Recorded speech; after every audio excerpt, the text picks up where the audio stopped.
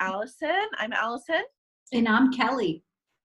and we are both mental health practitioners and professional. I'm a licensed professional counselor, Yep, and I'm a licensed clinical social worker.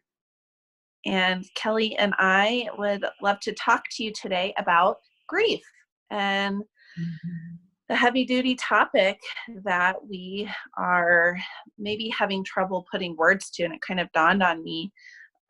If you go to Westwoods, Rick taught last week on claiming your deaths. And that just really got me thinking about all the loss that we've been feeling lately.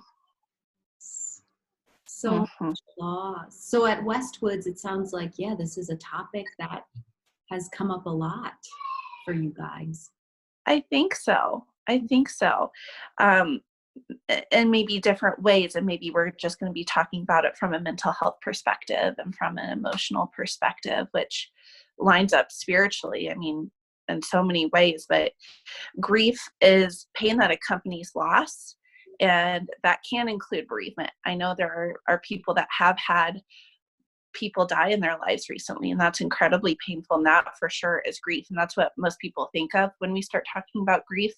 But grief can be loss of anything that was important to you or that you loved. And I'm thinking, my kiddo was crying this morning, asking when he can see his babysitter, his Mimi, and missing her. And I'm thinking about kids that don't have sports or school or friends, and how we're seeing a lot of regression and behaviors coming up. My friends' kids and our clients and our own homes, a lot of regression. And those behaviors, our kids are grieving too. They are. Yes. And we're grieving them not being in school. Some of us, if we're honest. And this affects adults, and definitely older adults that are maybe stuck in assisted living homes that can't get out, or loss of jobs. So there's the gamut. Divorce is, there's a grieving process there. Not getting to go to your prom or graduate, grief. And when we say grief, there are emotions and behaviors that come out of it that are just really intense and can be very confusing. So I thought it'd be important for us to talk through some of that today. Oh, absolutely, Allison. Yeah, I mean, I think you're describing it so well. Grief has, I almost picture like an octopus with all sorts of arms. Like, I think grief can spread out and affect so many different aspects of our life. And we're not only looking at the primary loss, like that we're dealing with. I think even right now, the loss of identity for so many, Oh, that's a profound one I'm seeing a lot. But along with each primary loss is a bunch of secondary losses, right? Like kind of that secondary layer of what that impacts, outside of the primary loss. So I think, loss can feel complicated, and it can really spread out in a lot of different directions for us. yeah, it's not a simple idea or concept. That's the word I was looking for. And you're right. There is a loss of identity of, well, who am I without my sense of normalcy? And I think it's complicated because we don't know if we're ever going to really be able to return to what our normal was. And so it is super complicated. And what we do know about grief in the mental health field is there's no trajectory or timetable. It's highly individualized and highly unpredictable for every person. And there is a theory, Stages of Grief by Elizabeth Kubler-Ross, that we all learn about in graduate school, the 5 stages of grief. And we certainly can feel some of those, but a lot of professionals are kind of moving away of trying to figure out what stage people are in, because oh man, we can bounce back and forth and all around, from anger, acceptance, bargaining, depression, all around denial. And it's not worth trying to chart, because you can't, and we're all so individualized and different. So the way that you're grieving, Kelly, is different from the way I am, and the way that my child is, or my husband is, and the people around us. And I've been thinking about how do we see that grief is popping up if we're not able to if we haven't named it yet, if we haven't recognized it. Yes. And I'm thinking about the anger that's coming up, harshness, criticism, or numbness and numbing out. And I think we've been dancing around the idea of this the past few weeks of talking about like under functioning and over functioning and Yes. the guilt and the shame and all these things that maybe we're just really trying to figure out how to grieve these losses. Oh, Allison, yes. And I think we have to give credence to how many of us, our bodies really employ a lot of defense mechanisms unconsciously to avoid the impact of grief. Because I think grief at its core is a very powerless feeling. I think it's really hard for us, for whatever reason in our Western culture, to engage grief because it represents, in some level, a need to surrender to that which we can't control. And that is profound. Whoa. Say it again. That's so good. Oh no, Alison, I'm performing twice. No, I just think powerlessness, like, that the idea of, feeling powerless, like it's admitting to that which we can't control. Grief is that experience. And that is unfamiliar territory for many of us, especially those of us who can pretty quickly fix things and problem solve things. I think a lot of us are getting stuck because we've finally reached a point where we can't problem solve this. We can't fix this in a day. And that employs all these defense mechanisms. Don't mind my kids in the background.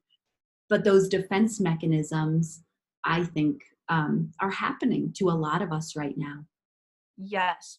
Defending ourselves. I love what you said. It's surrendering to the powerlessness, admitting that we're powerless, that we can't control what's happening and what we're seeing, maybe subconsciously, because if we don't even know we're grieving, is lashing out in anger and harshness and criticism. And it can be like, what was that about? I'm so confused. Or just flatlining numbness, like, I'm out. I can't do it. I'm done. And I hope this conversation is making you see that we're collectively experiencing grief, loss. And we've talked about before, you cannot tame it until you name it. You can't tame it till you name it. And the longer we suppress, the longer we ignore what we are feeling and the loss that we're experiencing, the bigger the monster gets. And you can't tame the monster until you name it. Can't tame it till you name it. And this idea of surrendering to this lack of control is the only way forward. My friend, many of you guys at Westwood, you of course know Paul Berg. He's a chaplain. I've been lucky to work with him in some situations. But one of the things I've learned from him is that there's no way around it. You can only go through it.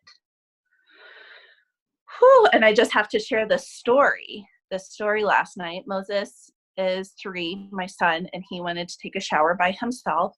And I just heard him screaming in the shower. And I run in there because I think, oh my gosh, he's messed with the water temperature. He's getting scalded. And I run in there, and he had somehow scraped his knee on the drain. So I shut the water off, and I'm like upset. And so I'm trying to get him out of the shower and put a towel on him, but he's screaming because he wants to continue the shower, but I want to make sure he's okay. I'm trying to get him to move forward, to make it better, to help him and to help his little knee heal and figure out what's wrong. And that toddler phase, they are resistant towards what the parent knows what will help. And so I'm like, he's like shivering and cold and crying. I'm like, if I leave him in here, he's going to be really cold. If I pull him out, he's going to lose it on me. Like, The plight of a mother. Yes. Yes, the plight of being a parent with a young one. And so as we were talking about grief, that came up in my mind of a toddler who's resisting the path that will really ultimately benefit him the best. I just wanted to get him in his jammies and get him in his cozy bed, and that'd be so nice. But instead, it prolonged the process, and it made everything so much more difficult. And of course, like, I'm just using that as a metaphor. He's 3, but this idea of a toddler's resistance, that reminds me of my own resistance sometimes to moving in towards pain. And like younger kids, our culture's not good at encouraging people to process their grief and move towards it.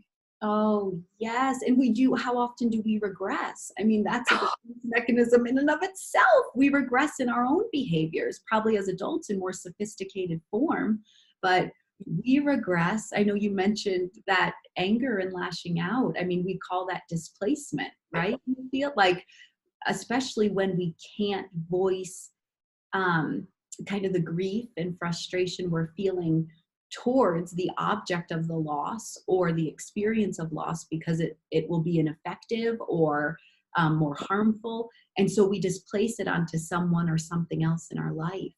And so all these defense mechanisms, regression, displacement, projection, ultimately it's that body fighting and resisting the experience of actually reckoning with the loss of control that we're feeling and the grief that we need to enter into. But how refining can grief be? Like, especially as clinicians, I mean, I think grief is probably one of the most profound experiences that puts us in touch with, I mean, ultimately faith and Mm, need to admit our humanity and our frailty. So grief, if we allow it to be, it can be an incredibly purifying and refining experience when we I, allow it to enter in. I love that. I love that. It Yeah. is refining if we allow it to be. And that's so much of the story of being a Christian, is surrendering to Jesus and to God, and to admitting that we can't, the things we can't control. And I agree with you. Grief has an incredible lesson to teach us if we will surrender and allow it to. And the lesson that we get to learn that is so sanctifying and purifying, what you're saying, Kelly, is that we get to learn to feel more deeply. Yes. And I think we often fear the beast so much. And when you do finally surrender to it, it's actually not as big, bad, or scary as you think it is, especially if you've given yourself the permission to go there and you have someone to love you through it. Alison, the gift of feeling more deeply. Ah, What that's what we're does about. we love feeling deeply. Yes. Yeah. Oh, Thank you guys so much for watching. We hope that this gave you some language to put around your experience today. We're going to take a break next week, and we'd love for you to leave in the comments any content or topics you'd like for us to dive into. We'd love to address those. As always, we're going to leave our contact information below, as well as the Colorado Crisis Line. So we hope that you are well, and we give you permission to grieve and to mourn.